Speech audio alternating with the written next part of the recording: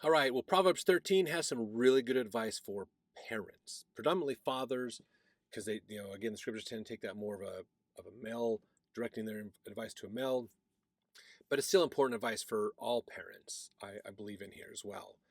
Maybe more so to fathers on this one, because it's dealing about being angry with your kids, but it's still very valuable information. So let's jump in. Verse 1. A wise son heareth his father's instruction, but a scorner heareth not rebuke. So I think, again, it's directed for males, but I think daughters, children, it can be generalized out, and it doesn't lose any of the meaning in here. Verse 2, a man shall eat good by the fruit of his mouth, but the soul of the transgressors shall eat violence. He that keepeth his mouth keepeth his life, but he that openeth wide his lips shall have destruction. I'm sure we've seen that. The transgressors usually have pride in what they did that they shouldn't have done, and they got to talk about it, and that ends up resulting in problems for them. Or they spill too many of the beans or things like that. If you're prudent and looking at doing things right, then you realize maybe there's sometimes we shouldn't speak. Verse 4, the soul of the sluggard desireth and hath nothing, but the soul of the diligent shall be made fat. This one's getting into that idea of those who work hard benefit more than those who don't. And be careful interpreting these through a more modern lens. With social programs and other things we have, yes, you can work very little and still get some decent benefits, or work nothing at all. However, the point of those programs isn't to be abused, isn't for us to get ahead at the expense of other people. The point of those programs is to help those who can't perform those labors. If you can't go out and work a full-time job because of a disability, then that's what those social programs are for. It's not so I can find what disability I can justify and get a doctor to claim me as so that I can take all this money and don't have to work. That's a different mindset. So it's not so much the program as it is the mindset we have behind it. Let's see, verse 5, a righteous man hateth lying, but a wicked man is loathsome and cometh to shame. Righteousness keepeth him that is upright in the way, but wickedness overthroweth the sinner. There is that maketh himself rich, yet hath nothing. There is that maketh himself poor, yet he hath great riches. So a lot of fun ideas we got to play with in here about, again, righteousness is benefiting your life. Wickedness is really not going to benefit it. It sounds great at first, but it's not always there. And 7's a great one to talk about wealth, realizing you can amass large amounts of physical wealth and have a terrible life. And you can have very little physical wealth and have a great life. So that's important for us to always think about. Which one you really want to have. Verse 8, the ransom of a man's life are his riches, but the poor heareth not rebuke. The light of the righteous rejoiceth, but the lamp of the wicked shall be put out. So pride, contention in there is good. Verse 10, in fact, gets more specific on this. Only by pride cometh contention, but with the well-advised is wisdom. So pride pushes contention, and contention is about getting angry with other people, getting mad at other people. In fact, Marvin J. Ashton cautioned, he says, when one considers the bad feeling and the unpleasantness caused by contention, it is well to ask, why do I participate? If we are really honest with ourselves, our answers may be something like, when I argue and am disagreeable, I do not have to change myself. It gives me a chance to get even. I am unhappy and I want others to be miserable too. I can feel self-righteous. In this way, I get my ego built up. I don't want others to forget how much I know. Well, whatever the reason, it is important to recognize that we choose our behavior. At the root of this issue is the age-old problem of pride. Only by pride cometh contention. That's what we just read. If Satan can succeed in creating in us habits of arguing, quarreling, and contention, it is easier then for him to bind us with the heavier sins which can destroy our eternal lives. A contentious spirit can affect almost any phase of our lives. An angry letter written in haste can haunt us, sometimes for years. A few ill-advised words spoken in hate can destroy a marriage or a personal friendship, or impede community progress. That was from April Conference Report 1978. So understand, anger and hatred and arguing and bickering is contention. None of that comes from God. That is coming from our pride of trying to prove ourselves right and them wrong. And that's not what God wants us to do. So realize, if you're angry with somebody, if you're getting mad at them, if you're struggling to get along with them, check your pride. You may have some pride inside of you that's unhealthy, that's not going in a good direction. And so you've got to be careful with this. Seek more wisdom and guidance and understanding to help you with that.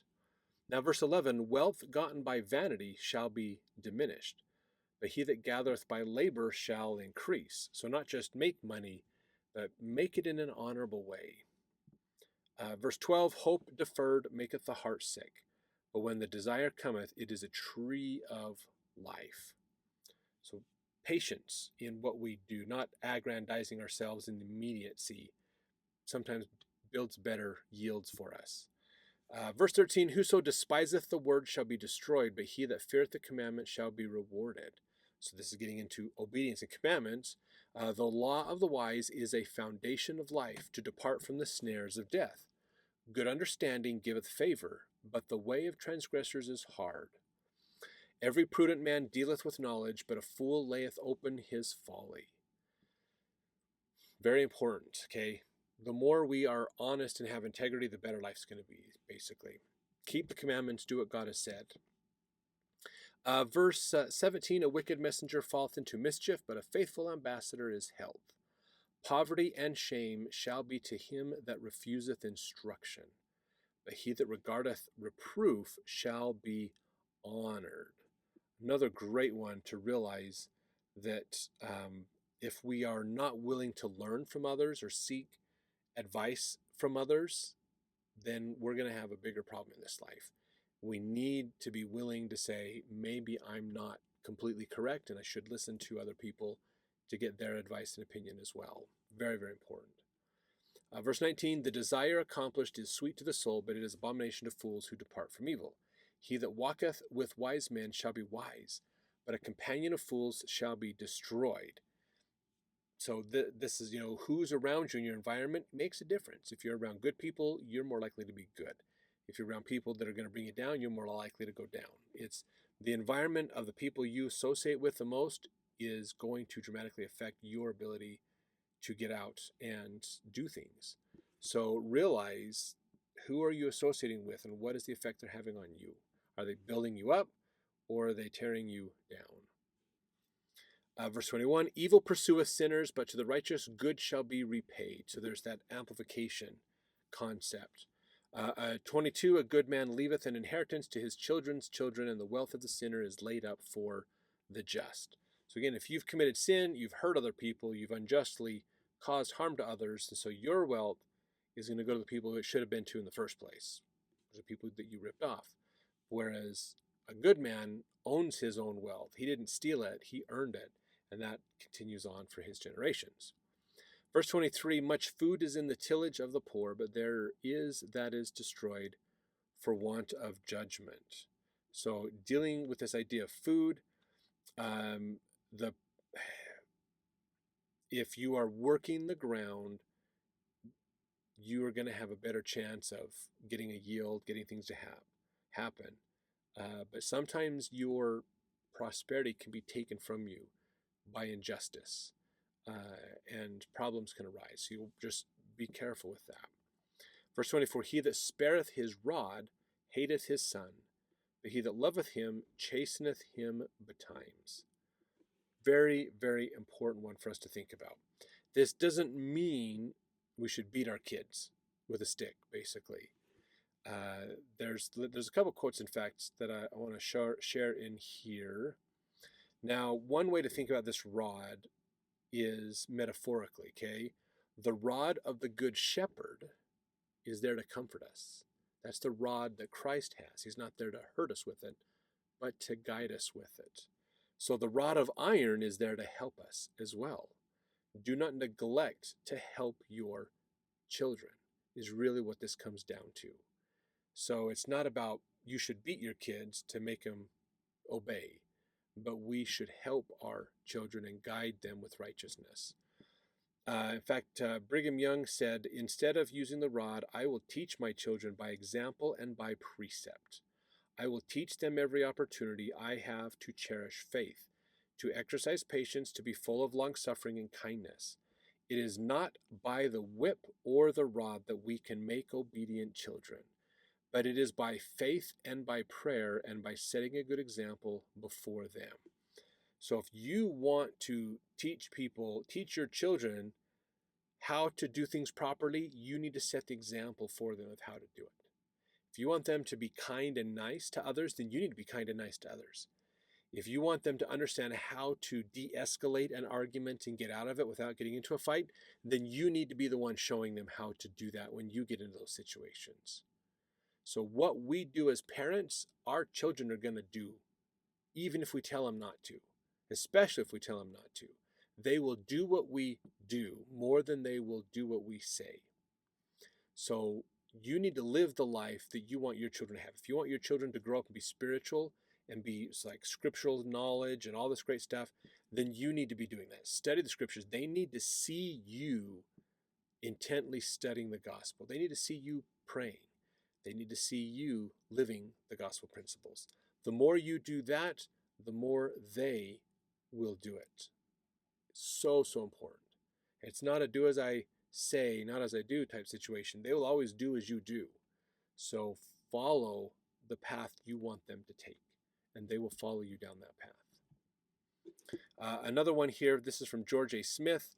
He says, my opinion is that the use of the rod is very frequently the result of a want of understanding on the part of a spoiled parent. Though, of course, the use of the rod in some cases might be necessary, but I have seen children abused when they ought not to have been, because King Solomon is believed to have made that remark, which if he did, in 9 cases out of 10, preferred to mental rather than physical correction. So what he's talking about here is not you should beat your kids into submission, but you should work with your children. Give them feedback to say, here's where you're doing things wrong. Here's how you can improve.